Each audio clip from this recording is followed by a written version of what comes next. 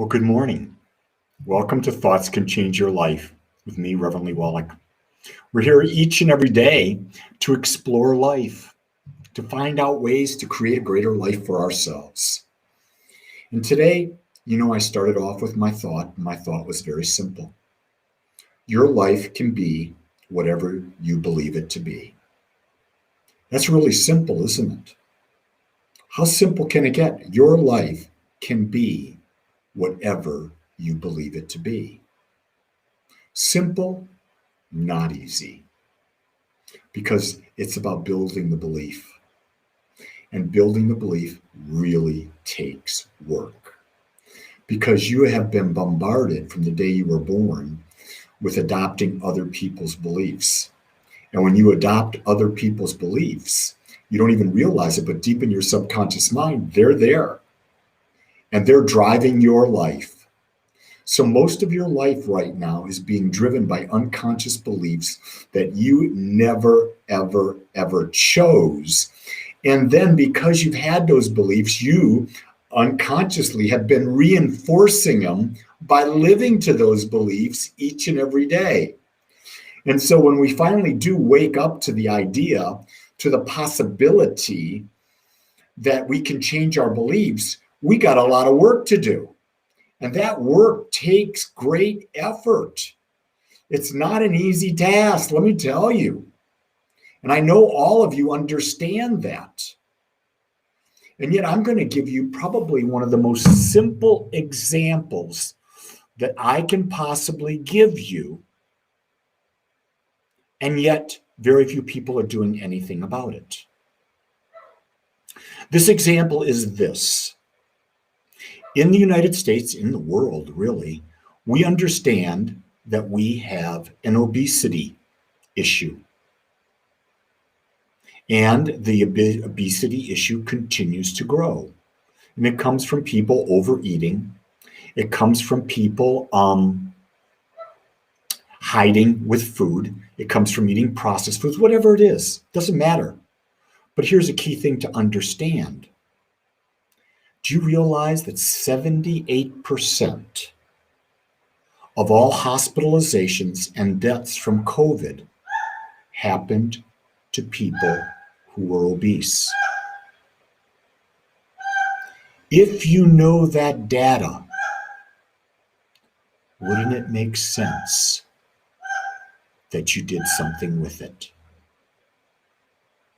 But that takes personal responsibility to change your belief about eating, belief about your body.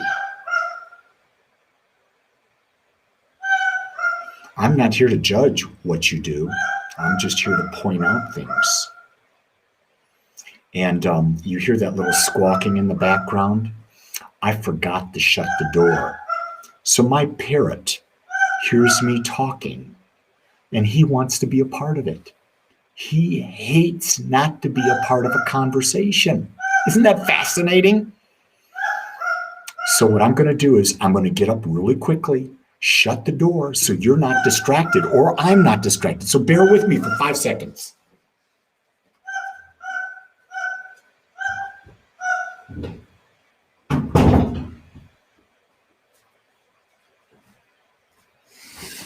I'm back. I feel better now. My parrot, he's still squawking. You just can't hear him. He is just too much fun. I love him to death, and he can be just as big an annoyance as anything, but that's okay. I chose him. In fact, he's been a part of my life for 39 years. Yeah, we've had him for 39 years. And guess what? He's probably going to live another 40. That's what he does. So, your life can be whatever you believe it can be. Question: have you taken time to decide what you want your life to be? Here's a key thing. When you're making that decision, when you're going through that evaluation, you got to ask the question, is this really me or is it someone else? And then when you think about it, you got to ask the question, then what are the benefits to me? What will I get? What will I become if I start living that life? And it's not what will I get, even though getting is okay. It's really, truly, what will I become? Because in the end, who you become is what you experience.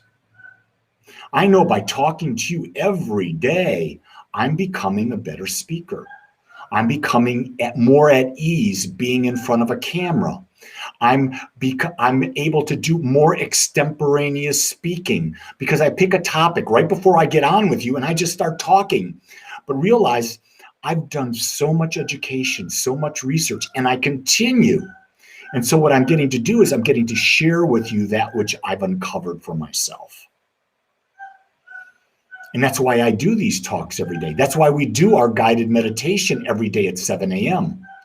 I want to give you an invitation right now to join me. We had 25 people meditating today. My goal is to get well up over 100. And you can join us by simply going to agapespiritualcenter.com, clicking on the calendar, and you'll find the meditation link, and there will be a Zoom link. And all you got to do is click it.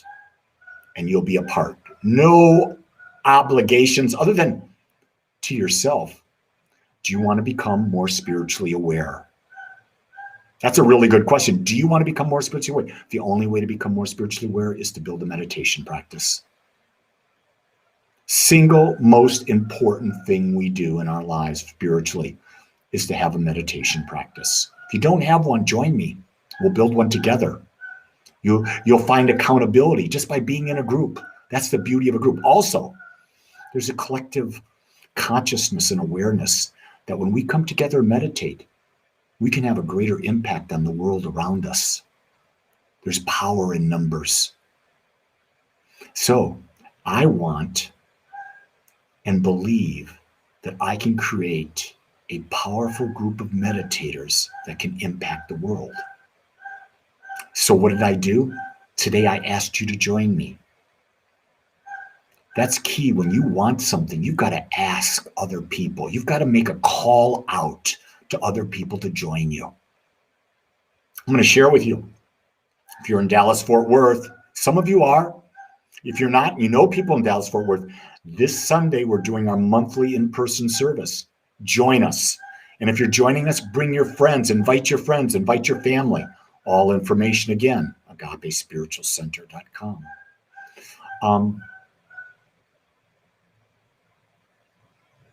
What's on your minds? Does anyone out there have anything they would like to talk about today? What is your greatest challenge that you would like to explore? What is it that's holding you back? What is it that you perceive as a limitation? Don't be shy. Put it down. We can talk about it. Who knows? There's probably hundreds of other people having the same question, probably millions of other people having the same questions. We like to think we're the only one having the questions, but that's not true. See, this conversation is just not about me talking. You get to have an input. You get to have an input by putting it in your comment. Put the comment there. Let me see it. And then I can rock and roll with it, give you ideas. I don't know your answers. No, I don't. But I can give you ideas, and you can take those ideas and build or grow from them. There's nothing like that one cup of my favorite hazelnut coffee in the morning. That's a pleasure that I love. But here's the thing. Theo says, did some exploring from 19 to 23. Now thinking about what kind of study I want to pick up to do the work I love to do every day. The question you got to ask is, what's the type of work you want to do every day? What is it that lights you up? Not only lights you up, but is of value to others. That's a real critical thing. See, you can want to do something, but there's got to be a value to others. Otherwise, there's not going to be an exchange of energy. Just something to think about. You know, I didn't find what I valued until I was in my 50s. Once I found it, I've been going gung-ho at it ever since. I can't get enough. I never get bored doing what I love. That's when you know you're doing what you love. You're not bored. Here's another key thing. You've got to have balance in your life. You've got to have balance in your life. You've got to give time for your health, for your wealth, for your spirituality, for your career, for your relationships, for fun. For fun. Richard says, I believe in humanity's capacity to share a commonly sensed consciousness. I believe our interconnectedness is meant to be felt and thought intuitively by every human being. We are connected. And when we feel the oneness, we know the oneness. But each of us, though, even though we're connected, we're unique. And that's something to remember. People are not going to be like us. Rodney says, I can't get rid of this 9 to 5 mindset. Yeah, you've been domesticated, Rodney. 9 to 5. You've been domesticated to believe that's how life is. Hey, in my job as a minister, I work so much more than I did when I was a vice president of marketing for a large insurance company. Why? Because for me, it's not work. I'm doing what I love. And Becca says, I guess it's never too late to make a change. Becca, no, it's now's the right time to make a change. I left the corporate world at 54 years of age. Got a master's degree. Took 3 years to get a master's degree and become a minister. Was an assistant minister for a year and a half. Then I started this thing that we call the Agape Spiritual Center. And I'm going gung-ho on it. It's going to be what I do for the rest of my life because it gives me juice. Scarlett says, I drink hazelnut coffee in the morning. I've just been practicing meditation and breathing. I'm practicing being a healer. I'm working on healing myself to help others. Way to go. Keep going. Now make sure that it juices you. That's the key thing. Make sure that it juices you, Scarlett. Because if there's no juice, you're going to get bored. You're going to get bored. Richard's taking a break from 9 to 5 at 41. It's tough. It's not easy. Let me tell you, when I left the corporate world and I went into school for 3 years to get a master's degree in consciousness studies and to become a minister, I kept thinking I was worthless because I had built my whole identity on my job. I had to break that. I had to break that attachment.